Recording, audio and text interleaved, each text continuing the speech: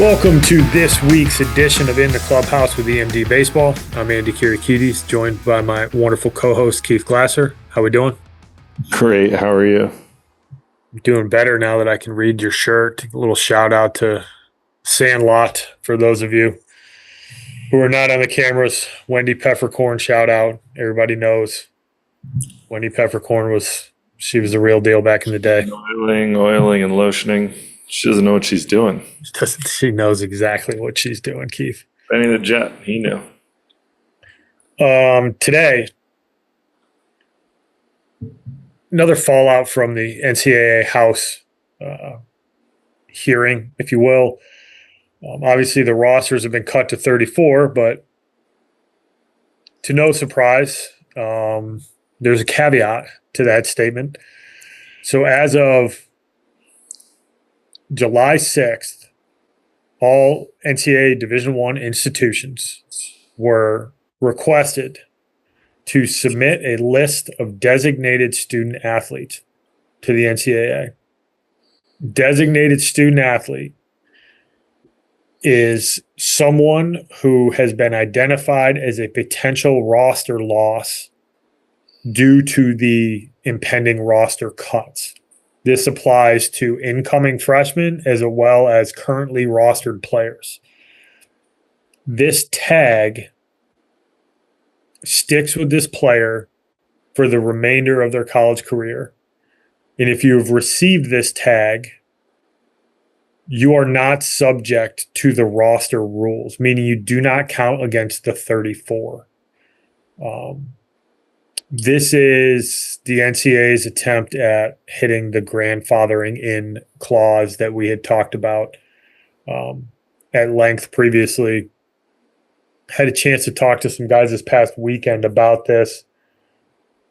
There's still a lot of gray area in terms of what that tag, how that tag is determined. It sounds like there's some flexibility based on each individual institution. I believe that the original thought was if you're on money, you're going to receive money of any kind, NIL or baseball, that you weren't going to be able to get tagged. But my understanding is that is not true. So this tag can fall to anybody that's on a current roster or high school players. Since that tag was submitted on July 6th, an additional transfer portal window just for designated student athletes was opened July 7th, and it will remain open until August 15th. So,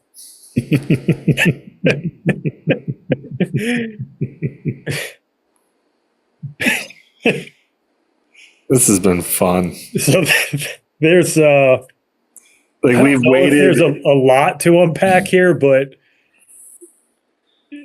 I guess to be expected, right? Like me and you had batted this around. Like, how are they going to handle this? Right. I think the other part of it too is that the designated student athlete, at least what I've read and what I've been able to discern, and I could be wrong, but this only counts for the schools that have opted in to the revenue sharing and like the whole opt-in clause.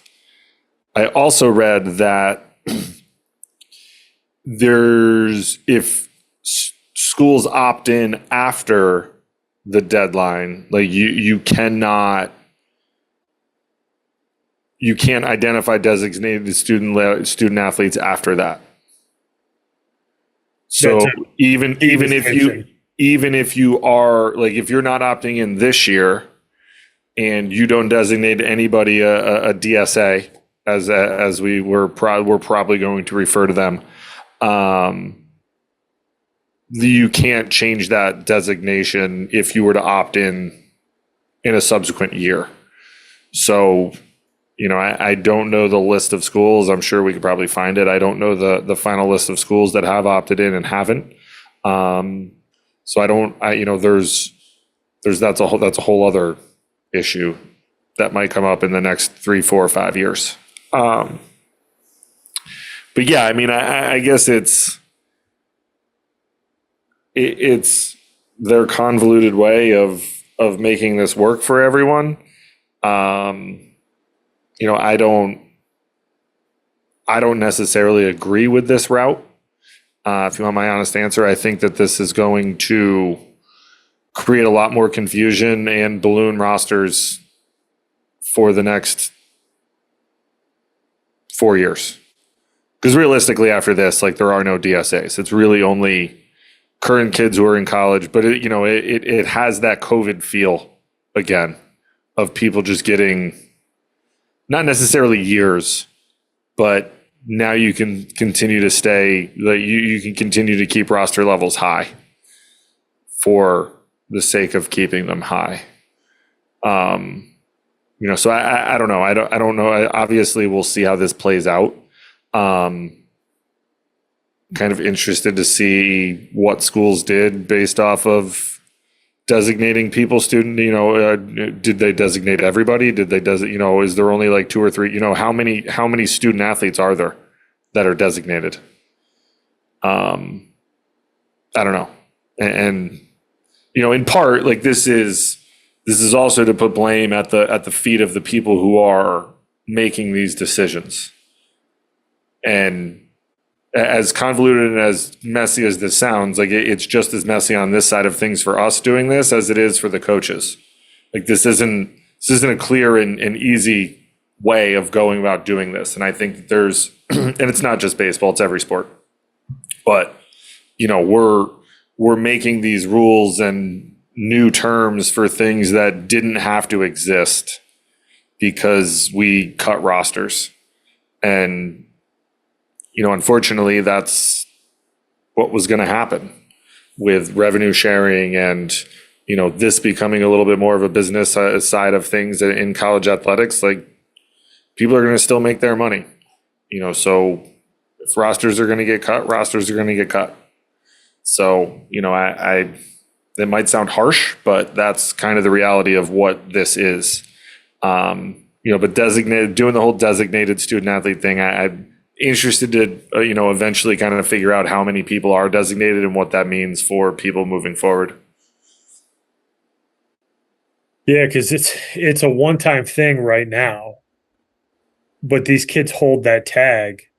So if you're a high school senior, you just graduated, you're going to be a freshman in the fall. And I've seen kids that I know are incoming freshmen have posted that they're going into the portal because they were designated.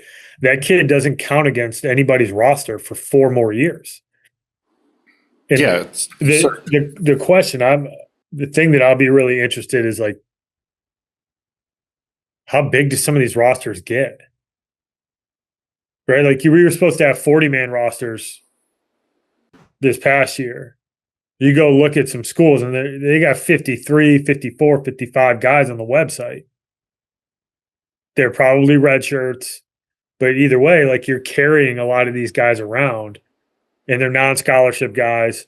But, like, this opens up a whole nother door. Like, to your point, I haven't been able to get any direct clarity on how many can you designate.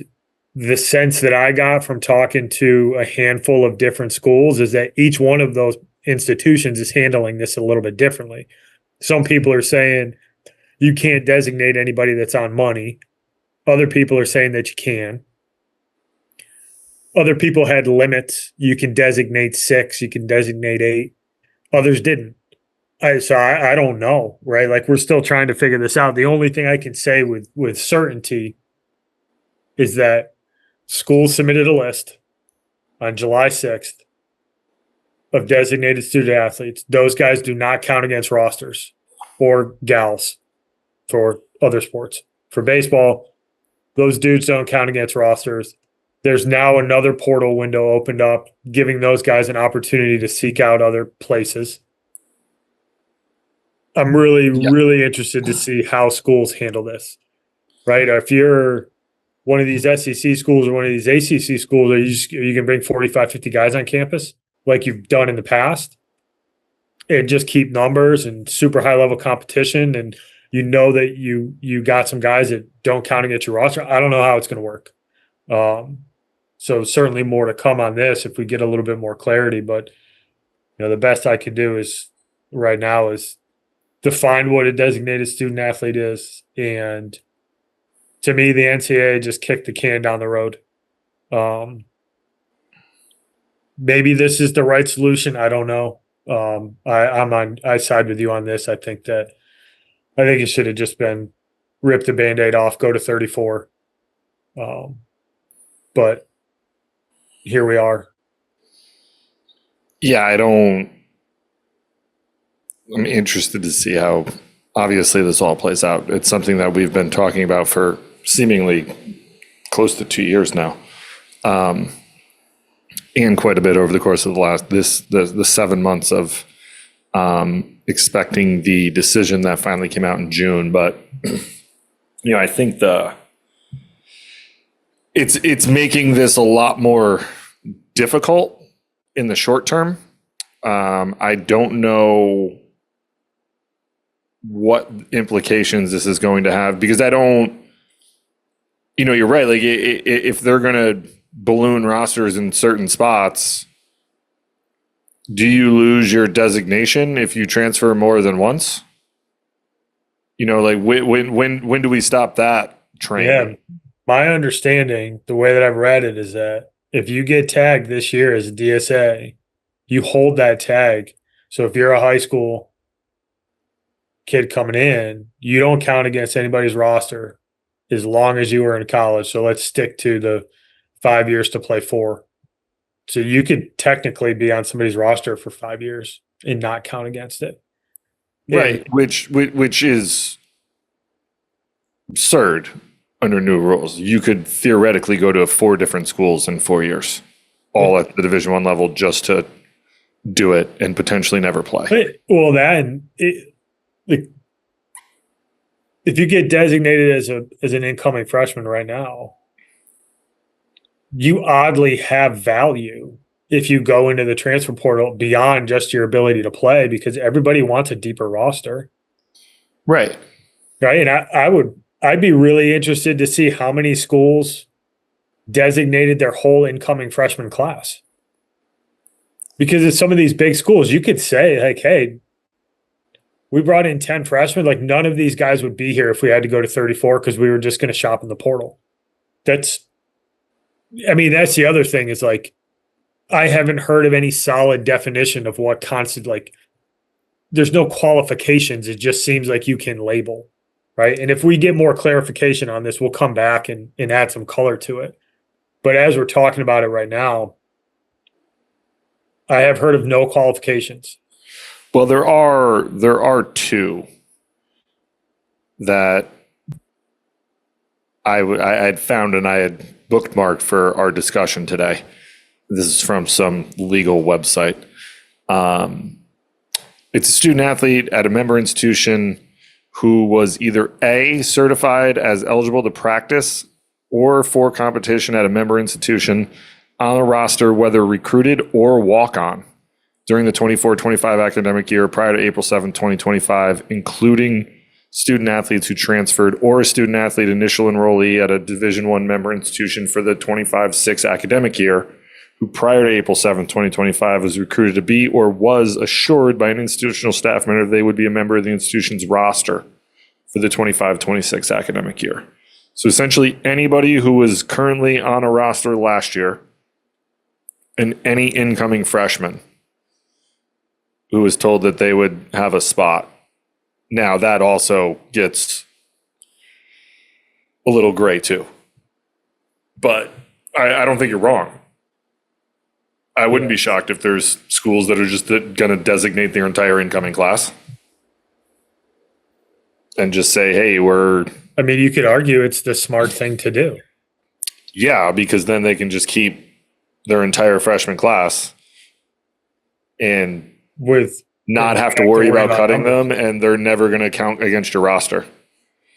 And ultimately they'll start to weed themselves out if they're not going to play for you and be good. Like, they'll jump in the portal and go down or go to a different school, but it gives them the leeway to say, like, hey, it's not going to work out here, but you're a designated student athlete, so you can jump in the portal and go wherever you want. Or the kid can make that decision too. And, more or less go be the 37th guy on another roster. the 37th man on a 34-man roster. Yeah, like it's it's like this is just it's silly to me. Like it's like Monopoly money. We're just making things up as we go and just whatever. Here you go. You get a roster spot. You get a roster spot. It's I like and I get the frustration on the student athlete end and the parent end of things, especially with this current legislation. But like at the end of the day, I guess ultimately you have to ask the question of yourself, if you're going to go to if you're going to go to a school that has, 45, 50 guys on their roster because there's a ton of DSAs, and you're never going to play, is it worth it for you? Like, that's what it comes down to. And, that's the reality of it. You can go be the 60th guy on a roster somewhere, but you likely are never going to play. So what's it to you? Just you want some cool gear and never travel and never play? Or do you want to go to a place where you're going to actually contribute and I mean, I know my answer, but that's ultimately what I guess what I'm trying to say is that you're delaying the inevitable for some people. Yeah. Like, instead of being told, and you might be told if you're not good enough at said school, you're just kind of delaying the inevitable. I guess it gives you, it's kind of like the gamblers, I got a chip in a chair, but you got to go in and be really good. And if you're not, then, hey, there's 60 dudes that are on this roster. Like, yeah, you don't count, but you're not going to travel. You're not going to play. The decision's up to you. I just, again, I feel like this is more just delaying the inevitable. Fun times. Yeah. I'm glad I don't have to deal with this on the coaching end. I've yet to speak to a coach that is enthused about the current state of what they have to deal with from a roster perspective. And a lot of it has to do with the timing. Like, a lot of these coaches didn't know what the heck was going on until a couple of weeks ago, just because of how they sped it along. Like, I can't even imagine being a football coach. Like, your season starts in freaking 5 weeks, and you just got clarification, and now there's another portal window opening up. Like, so how does that work? I have absolutely no idea. Yeah, I guess if you want to see it through rose-colored glasses, like, the spring sport coaches have it the easiest because they at least get a little bit of runway. They get their fall season to set their roster and all that kind of stuff. But I mean, it's, yeah, I mean, if it is what it is. And we're going to talk about this in a minute, but it's thrown a wrench in the whole recruiting process in terms of timing. And yeah. And I mean, college football, I think, kicks off like the 22nd or 3rd, 4th, like that weekend, I think, is like opening weekend. So you practice for a couple of weeks before that. Like, are you? Well, yeah. I mean, I don't know the rules for college football, but neither do I. I'm just saying, you might be adding guys. You could be adding guys to your roster in the middle of your practice window. If it's 5 or 6 weeks till games are played, I have to imagine you probably get 3 weeks of practice. You're looking at starting practice in 2 or 3 weeks. And technically, the portal will be open until during that window.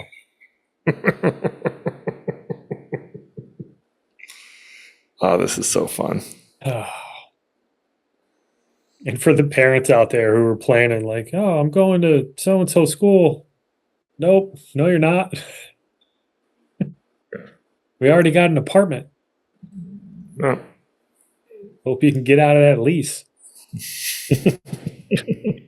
Jeez. All right. We'll report back on this as we get some more information.